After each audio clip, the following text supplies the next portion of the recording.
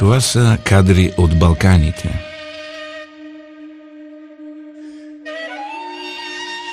Всички сме учили, а сме били свидетели на непрекъснато напрежение по тези географски ширини.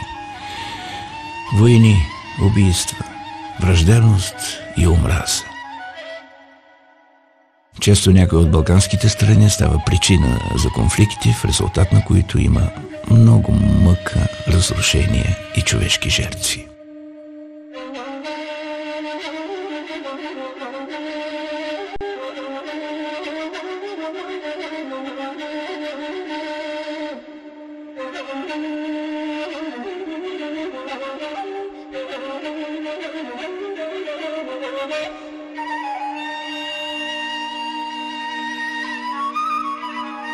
В този филм ще ви разкажем за хора, които искат да избягат от грозната действителност посредством своята балканска музика.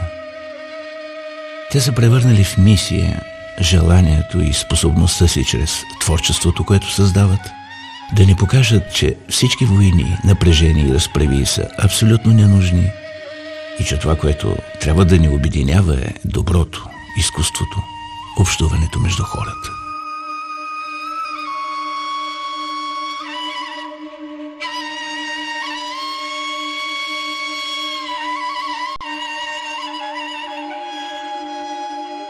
Един от моторите на това музикално обединение за балканска хармония е Теодосий Спасов. Той е роден в Добруджа, учи музика в Котел, после в Пловдив. Пловдив е град, характерен с огромното разнообразие на различни етноси. Турци, евреи, цигани и какви ли още не. Теодосий свири на кавал, навсякъде, на сватби, кръщенета, народни надсвирвания. А какво е кавала? Един многовековен инструмент, някаква бамбашка флейта, издялано парче дърво, което овчарите надували, докато пасат стадата по поляни и планини. Теодосий поема творческото предизвикателство да изважда от това парче дърво нечувани и неочаквани за публиката фолклорни мелодии. Той почва да свири и джаз, но и това не му е достатъчно. Години по-късно, когато е вече утвърден музикант, захваща да свири класика с симфонични оркестри. И със своя кавал създава уникална собствена музика, която записва или изпълнява на живо навсякъде по света. Не е ли откривателство да превърнеш отколешен фолклорен инструмент в инструмент, на който може да се свири всякаква музика? Просто истинско чудо.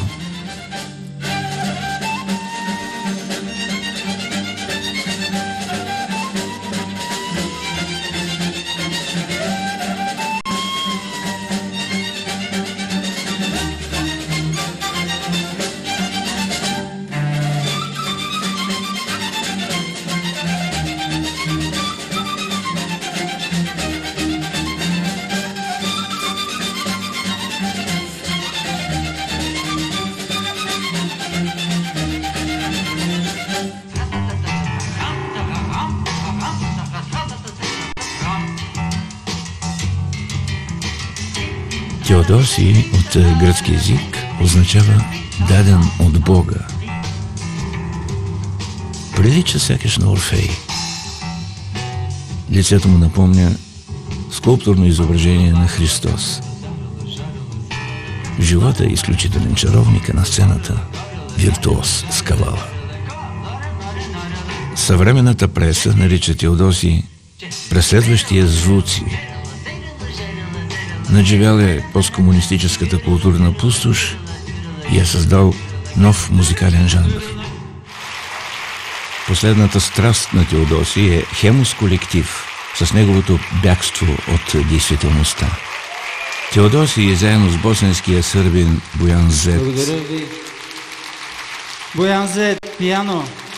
Македонеца Мартин Джаконовски контрабас, и гръка Костас Анастасиадис искат да накарат хората на Балканите да се потопят във вълшебните звуци на музиката и да забравят за враждите и омразата. 94-та беше големата војна на Балканот, мислам, Срби со Хрвати, Хрвати со босанци, Срби со босанци беа најголемите битки, се тепаше народ, μислам. Μια ζωή ακούμε για πολέμους και για διαφωνίες των εθνικών χωρών και μια ζωή ακούμε παραπληροφόρηση στην ιστορία των χωρών μας και δεν ξέρουμε και εμείς ποιοι είμαστε. Και τελικά βλέπουμε πως είναι πολιτικά συμφέροντα αυτά από πίσω, στο τέλος, και δεν υπάρχει μια αναγνώριση των ανθρώπων μεταξύ των χωρών που να μας δείξει, ας πούμε, κάτι κοινό.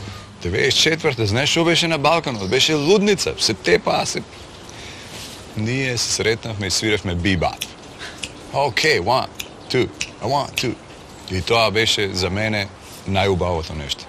Најубавите вести со музиката да се преовладаат тие граници што се поставуваа од политиката, ние ги скршивме тие граници. Снимивме едно CD и од тој момент јас имав 24 години, пази, млад човек, се распаѓа државата, овие се пукаат едни на други, се тепаат браќа, разбираш?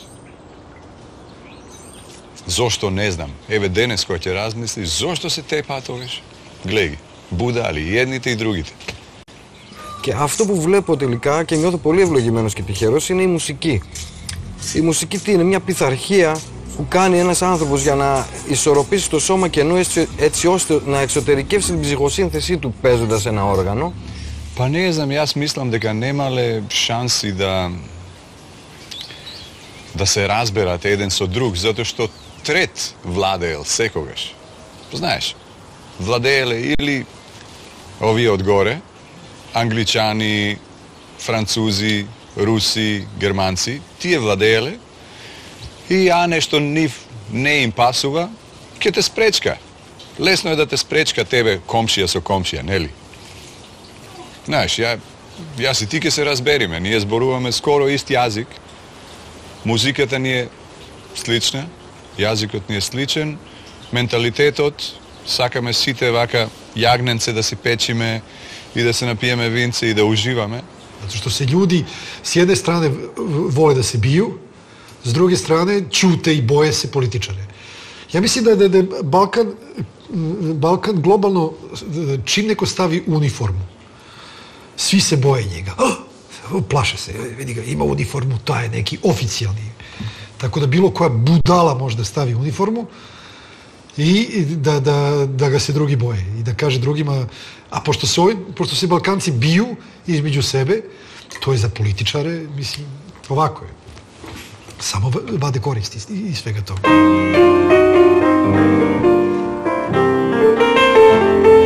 Аз бленувам да видя политици, благородници и професионалисти на нивото на музикантите, изградени истински в системата на науката.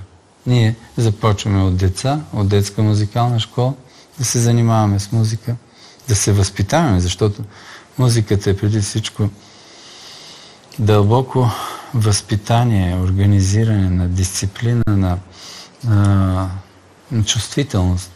При нас в музиката, ако не можеш да свириш, и най-обикновеният човечец, който има две уши на главата си и обича музиката, може да ти каже: не ми правиш кефа. Може ли да слезеш от сцената, да се качи еди кой си? Докато в политиката няма кой да каже. Там са много добре изобретени инструментите и процесите с цел задържане на некадърния, който, да речем, е много по-удобен от другия, от Прометей, да речем, който дава огъня. Znači, muzičari, ja mislim da kada bi se muzičari pitali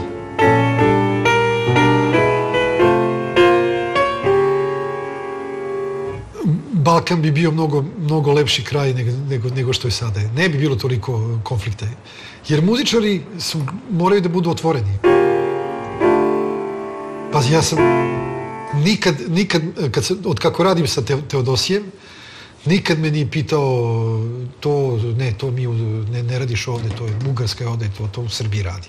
Znaš, sve, Teodosij naravno je neko ko je putovao, video sveta, zna stvari i interesuje ga to da bude u kontaktu sa čovekom iz druge zemlje, iz druge kulture.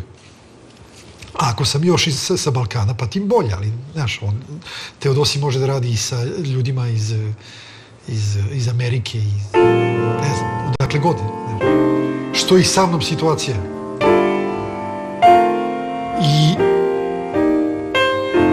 Ali u isto vreme Balkan ima onu drugu stranu, koja je, kako ti kažem, ta velikodušnost, je li tako? Mene mi se najubavi baladite. Pazi, bi rekle, možda bi rekao ti, može bi je oro to 11-terec ili 13-terec negde. Tap. Može bi. Mene mi se najubavi baladite. Znači, bavni pesni koji si gi peješ negde ko će bideš vo tuđina ili koga si vnatri, koga si doma. Doma. Ko će kažeš doma, nego spojam doma so tuku so i takvi nekoj, slični. Da li Crno more kaj vas, da li Ohridsko jezero kaj nas.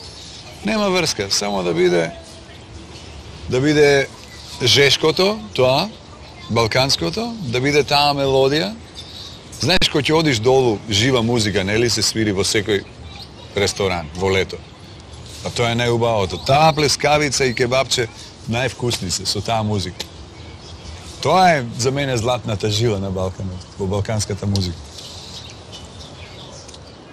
Ние музичарите сме тука да ние не можеме да решиме ништо, ама барем за момент можеме да ги облажиме тие сите наши фрустрации, нашите немири и, како да кажем, тој неспокој. За момент да го направиме Балканот, да го погледнеме од една друга страна, од една убава страна, од една, како да кажем, весела и афирмативна и длабока, емоционална страна. Тоа изгледа. ДНА таков имаме, темпераментен и... Не знам од кај тој ДНА. Одгоре?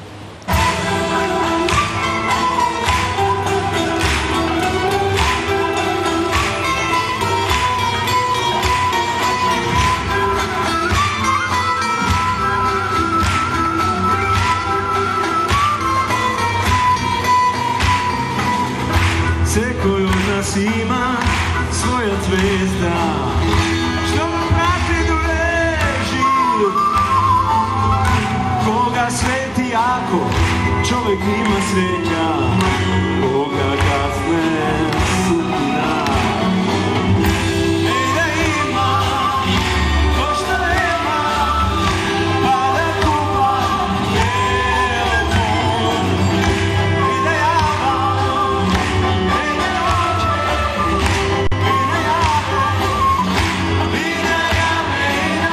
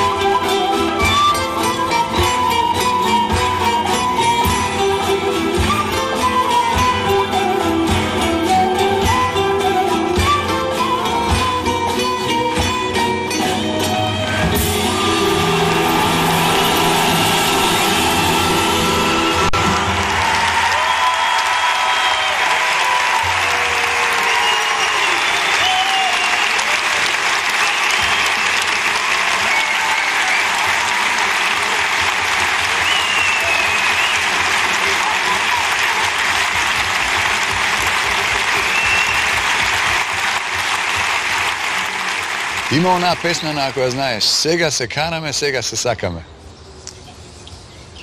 Та-та-ра, па-ба-ба, па-ба-ба-ба-ба. Тоа си има, тие песните си имаат се кажено. Се што се случува долу, тепање, карање, вамо тамо, љубов, вера, невера, турци, клети турци, не знам, момето што го наделе, не знам. Тоа се има опеано. Се. Нема тема што ја нема опеано народот. И тие композиции, кога ги знаеш текстовите, се прекрасни. Кога не ги знаеш текстовите, само музиката кога ја слушаш, од музиката го слушаш текстот. Може да се замислиш што мислел тој. Неверојатно. Тоа се слуша. Пази, не слушаш текст, а разбираш.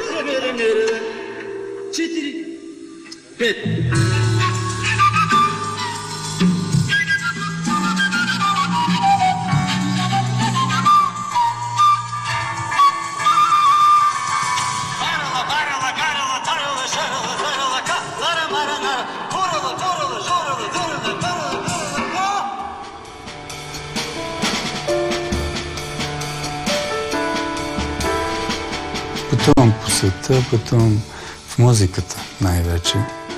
Не е важно къде ще свиря, на фестивали или на концерти, на циганска сватба. Слагам кавала в чантата, не заемам много място и тръгвам. Голямо е удоволствието да свиря с различни музиканти, известни, неизвестни. Преди дни свирих с прекрасни грузински музиканти. Свирил съм с големия индийски перкусионист Трило Гурто. Били сме и в Индия на турнета из цяла Европа. В Америка съм свирил на Бродуей близо 11 месеца с великолепното шоу Ривърданс, ирландско шоу. Бил съм на едно абсолютно лудо пътешествие в Хималаите.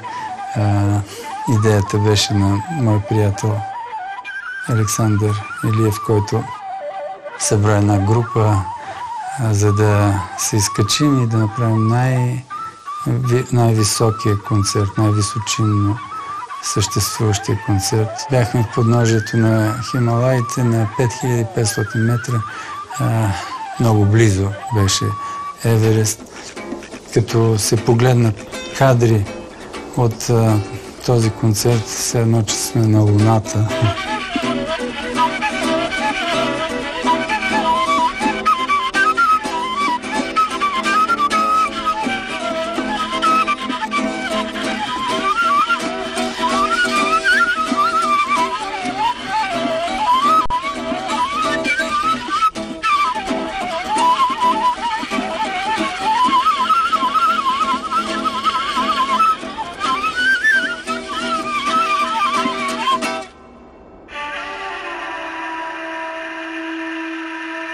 Има невидими пътеки, които те отвеждат до места, където дори и други не са стъпвали и ти се чувстваш като откривател. Също моята идея е да давам възможност на публиката, която идва заради мен, да се почувства откривател, че е свидетел на уникално събитие. Моя последен албум на Хемос колектив се казва "Бягство от действителността". Мечтата е онова място, където е далеч от действителността. Но именно тези мечти карат всички уния млади хора да вярват в бъдещето и да променят действителността към по-добро, към онова място на мечтите, където всичко е по-съвършено.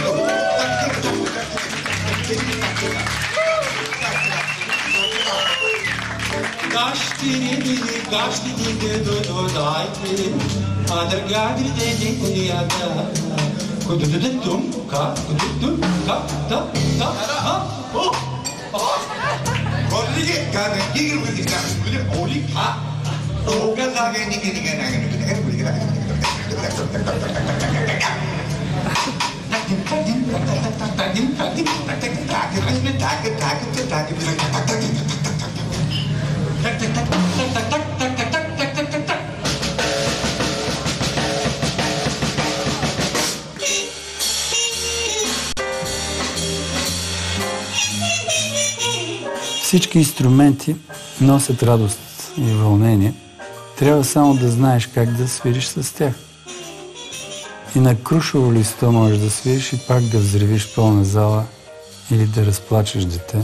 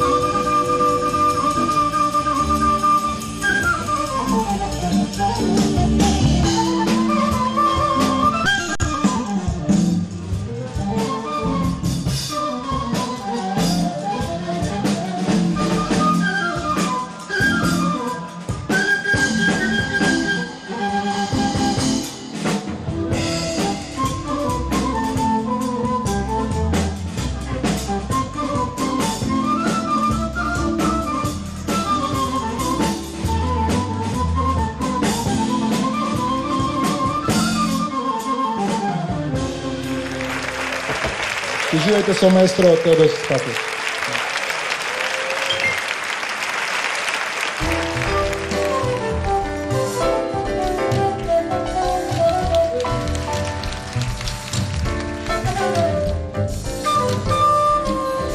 Останалите момчета от Хемос колектив, и Боян, и Мартин, и Коста, обичам ги и съм ги открил за себе си колко много стойностни са за нашата балканска култура със своето присъствие.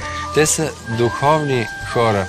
Те са ми като духовни събратя. Аз като съм ги чул тях, съм си представил колко прекрасно ще се получи, когато сме заедно на сцена и показваме съвременната ни гледна точка в тая посока на смесване на различни стилове. Ja sam više slušao muziku sa Balkana široko, znači sa Balkana. Nisam slušao samo srpsku muziku, nisam slušao samo bosansku muziku, samo makedonsku. Od uvek sam imao preferenciju za makedonske pesme, zato što imali su najviše sunca i najinteresantnije sklopove harmonije i melodije. Međutim, onda kad sam otkrio bugarski folklor, onda sam rekao sebi, dobroveče, ovi su dogurali stvar daleko. I baš to mešanje u stvari folklora sa klasičnom muzikom, što je urađeno na albumu Les Mystères des Voix Bulgares, koji sam čuo prvi put, su napravili takav efekat na mene da sam jednostavno osjetio da je to boja koja me interesuje, da je to ta boja balkanske muzike, nešto što će definitivno da bude deo mene dugo godina. Ja smatram da je svaki umetnik, kao što su Kostas ili Martin ili Teodosi ili ja, da smo u stvari mi ljudi koji uzimaju već elemente koji su oko nas godinama, hiljadama godina. Ritam, melodija, harmonija, to je tu. već ne zna se koliko. Ali mi smo oni koji su toliko, kako da kažem, ili ludi, ili arogantni, kako bi sebe postavili u situaciju nekog kreatora koji će u stvari da uzme te elemente, da ih kupi na svoj način, filtrira kroz svoje filtere i da im udahne život za narednih 10, 15, 20, 30 godina i idemo dalje. Oni će opet to da ostane negde okolo nas, do nekog idućeg artista, umetnika koji će to da stavi opet zajedno i da napravi nešto što će imati smisla i što će biti njegov potpis.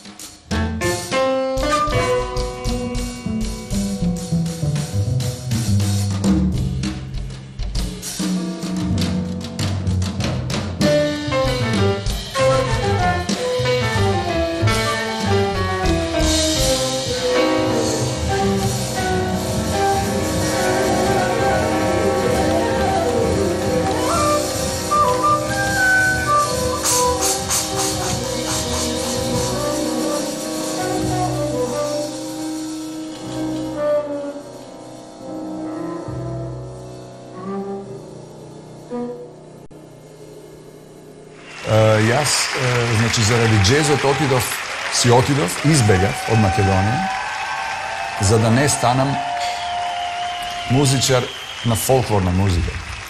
Arno ama, logično, v Germaniji jaz zasakav mojata muzika. Sakaš nekiš, ne možeš da izbegaš od korenita. I сега mi je mnogo drago što su ovije dečki svirime, su Teodosi, od nego imate jedna stara ploča, su Milčo Levijev, mislim, v duo, kada što je Teodosi totalno mlad. I mnogo mi je drago što su jedan Srbin od Bosna, su jedan Bugarin i su jedan Grk. Muzikata ne spojuva. Politikata, koji znaš što bi rekla. Ali zato ne sme političari, tuko sme muzičari. I zajedno pravime jedna prekrasna muzika, sve koji gi donesu svojite koreni od kada što poteknula.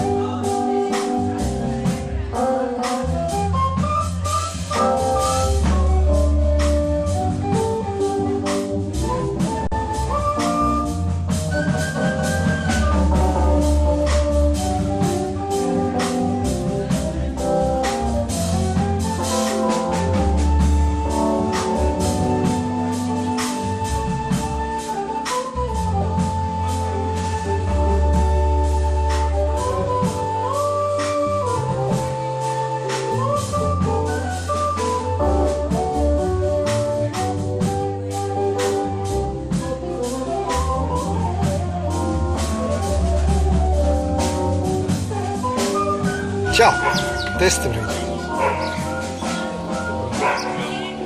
Hoćeš ti da kameru? Dođem.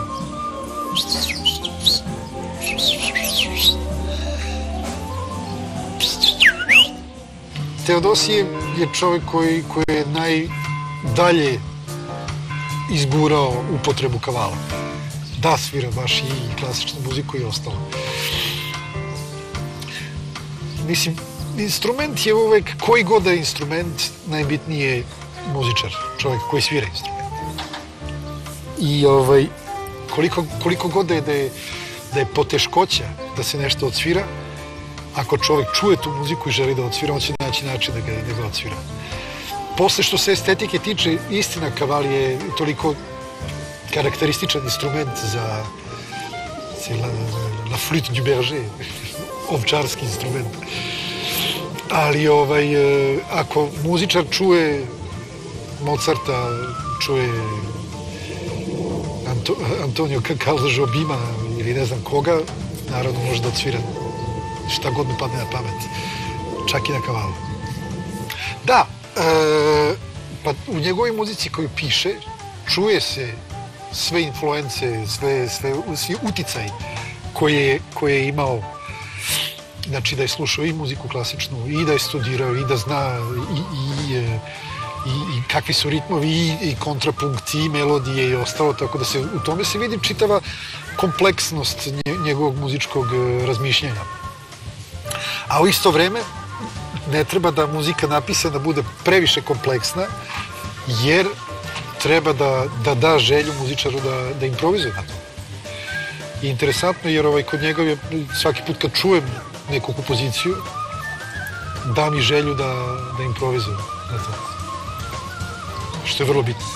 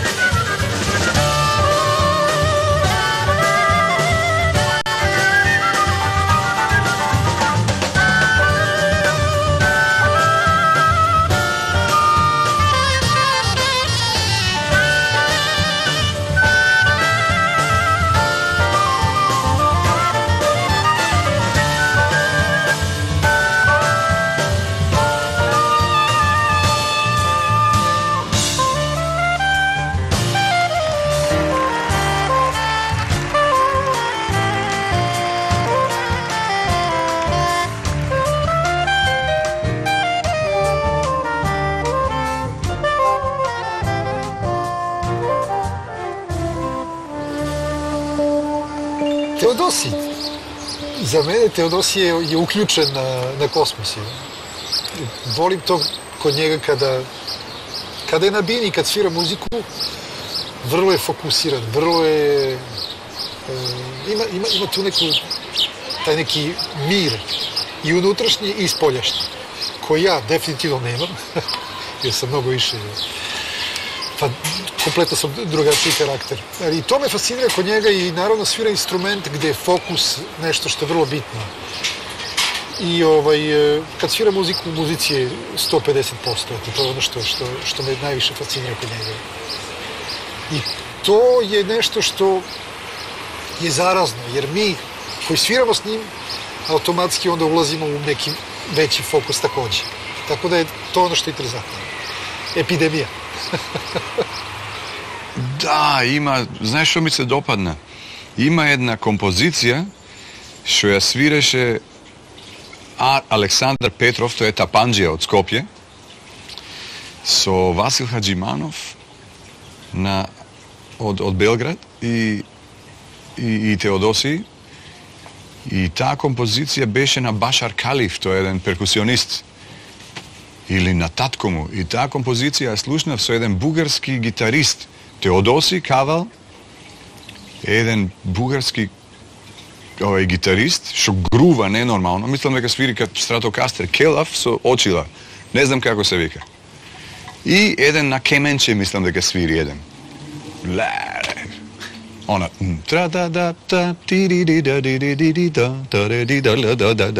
neverovatno. To je super. Toj projekt go slušnav.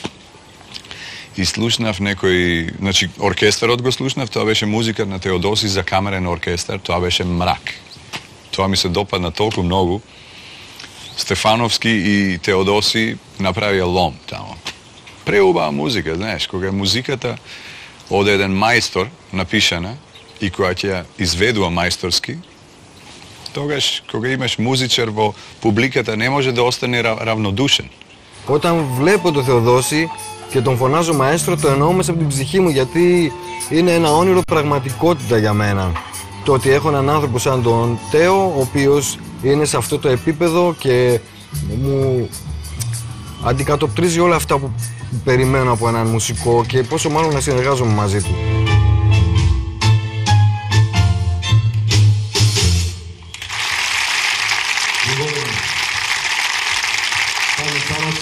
Teodosi, koji će dojde u kombinacija so Kostas, čije se ko dva vetrovi, maestral i uše neki drug vetar koja udirate jedan na drug. Tako da, ako si brod, ćete vrtat naokolo. Ja samo go gledam Bojan i rekam, kume, šta ćemo? Ovi će nas rasturit. I ovaj se drži, Bojan. Ja i Bojan drži me, kormilo drži me, da pominem. Ne, super su. Mnogo je temperamentan Teodosij Nabina. Mnogo je temperamentan i to je odličan balans među v momentu od koga stvara muzika je temperamentan, a v momentu od koga odmara, znači koga je odmor, je totalno relaks.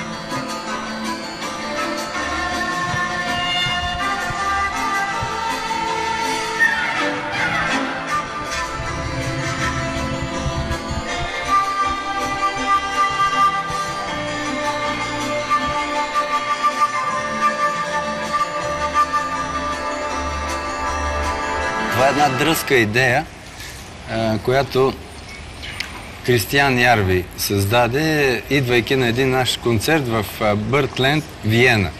With Theodosi, I have so much, I would say, artistic and musical understanding, you know, and he is somebody who I have now worked with for many, many, many years, but this project has come about because when I was a conductor actually in Vienna with my former orchestra there, we wanted to do something that would involve the orchestra in a completely different type of non-classical way. So actually Miroslav introduced me to Theodosi, and Theodosi brought Vlatko too, and we started to create this Balkan Fever project, you know. И Кристиан ме попита дали имам аранжименти за симфоничен оркестър и така стартирахме, така започнахме да създаваме Балканска треска. По-късно, след година-две, направихме едно турне.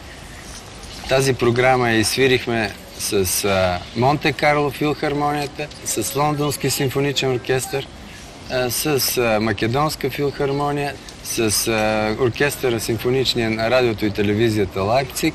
Дори имаме записи и издаден албум, който се появи миналата година и се нарича проекта Балканска треска. Лондонските организатори на концерта едва промълвиха така с голяма трудност. Да, вие имахте успех. Наистина имахме колосален успех. След всяка пиеса публиката крещеше като че ли беше на футболен матч и беше вкаран гол за техния любим отбор. Ние направихме една много убава соработка и мислам дека изградивме мостот помеѓу Софија и Скопје многу побрзо отколку што пругата ќе се изгради. Јас многу би сакал да има пруга меѓу Софија и Скопје или авионска линија, па да можеме многу побрзо да комуницираме и да се среќаваме.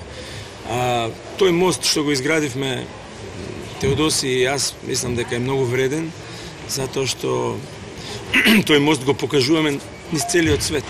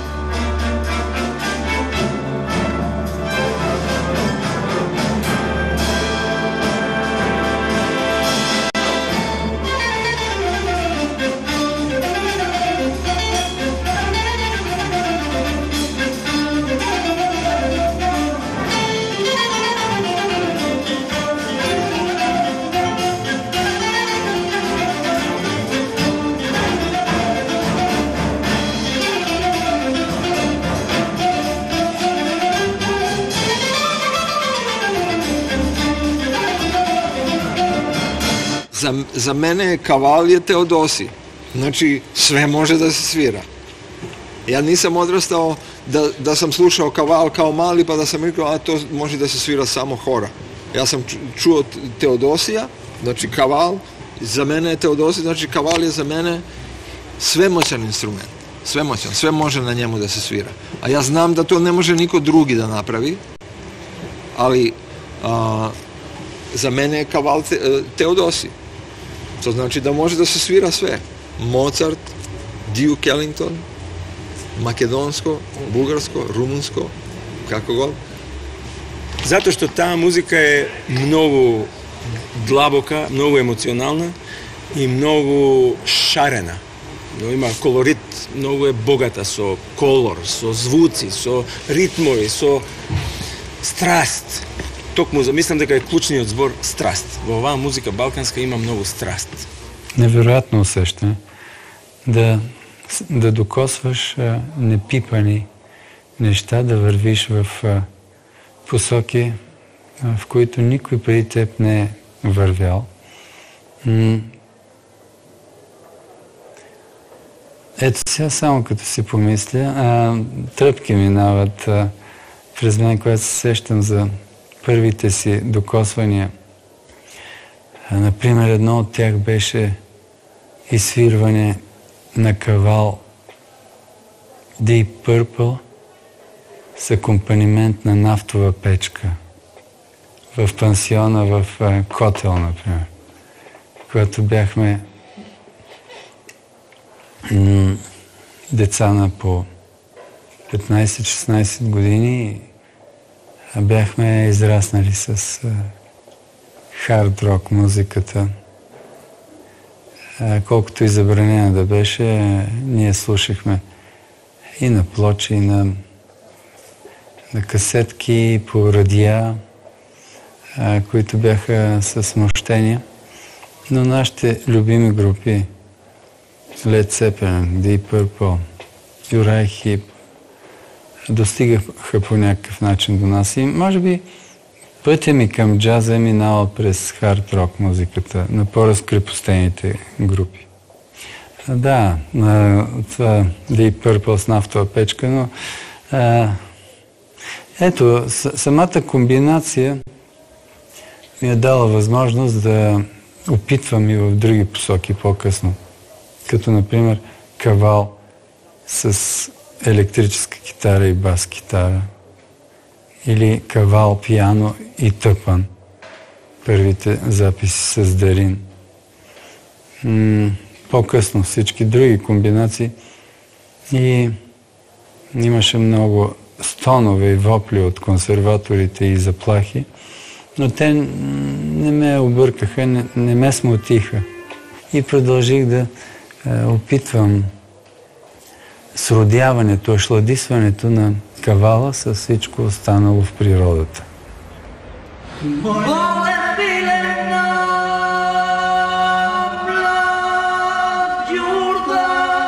В края на 90-те бях поканен от продуцента Юг де Курсон в Париж да запиша за албума на Давид Дорантес импровизации в негови пиеси на кавал. И това ми беше първото съприкосновение истинско с фламенко. И много успешно. Те ме приеха и много харесаха това, което правя, но аз го правих, откривайки близостта на циганската естетика, защото фламенкото е типична музика, в която се преплитат влияния от циганска, испанска, еврейска и арабска музика. Ние имаме шанса също да имаме много богата циганска култура тук на Балканите. И моето общуване и свирене в тия посоки ми даде ключа за моето участие в фламенко продукцията.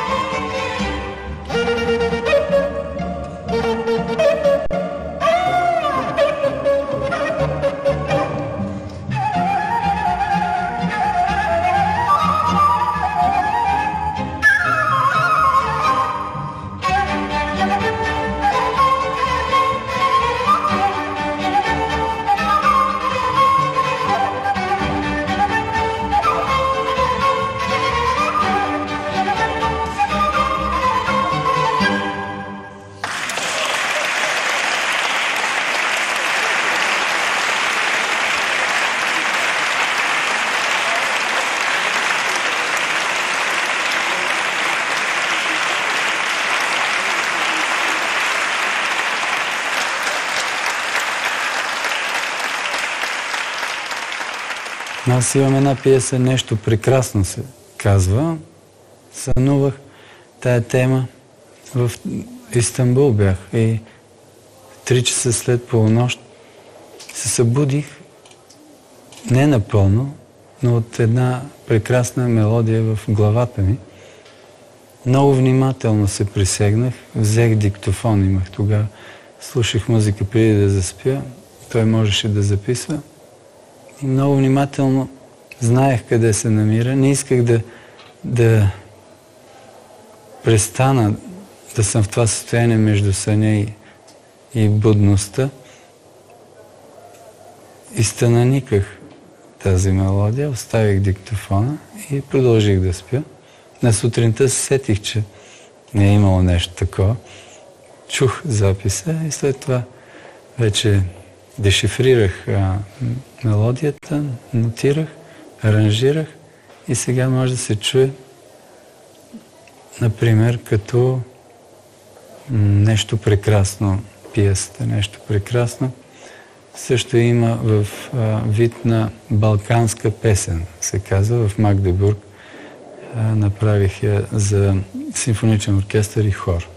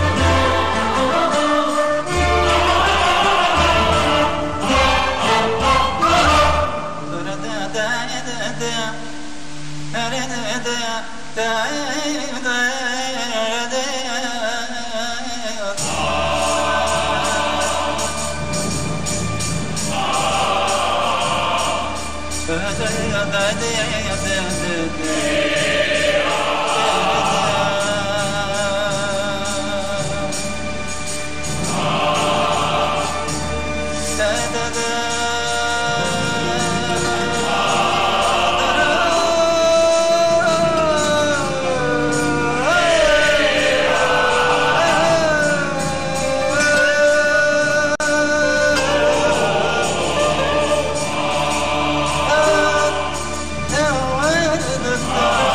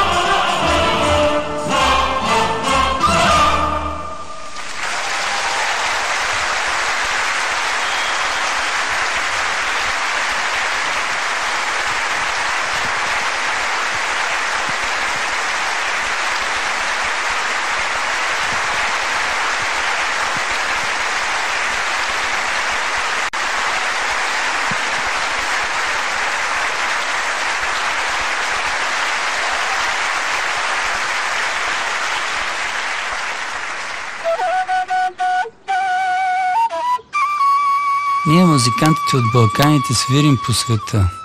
Свирим и разнасяме уникалните балкански звуци. Оплождаме други музики, смесваме се с тях. Летим из цялата планета, но винаги се връщаме от дома. От дома тук, на Балканите, защото ни харесва. Тук е изворът на нашите звуци, на нашата музика. Най-вече ние се събираме, за да покажем на хората на тези Балкани, че човек може да е щастлив, когато е близо до корените.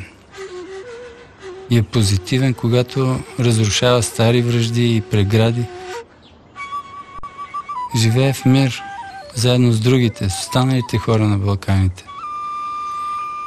Бог ни е отредил да живеем по тези прекрасни места и ние сме длъжни да преодоляваме всякакви препятствия, които стоят пред нас. В името на мира, в името на спокойствието.